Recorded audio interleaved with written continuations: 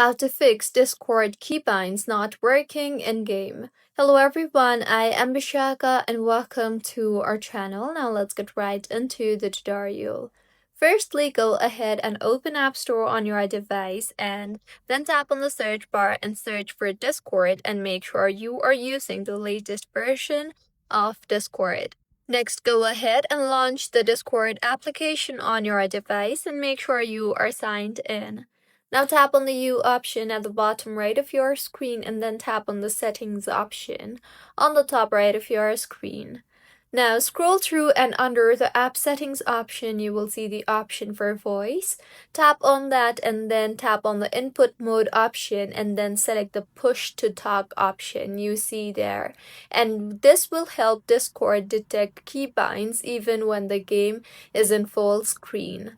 Also, in your game settings again, if you see the display mode option, then tap on the display mode option and select the borderless windowed or windowed option.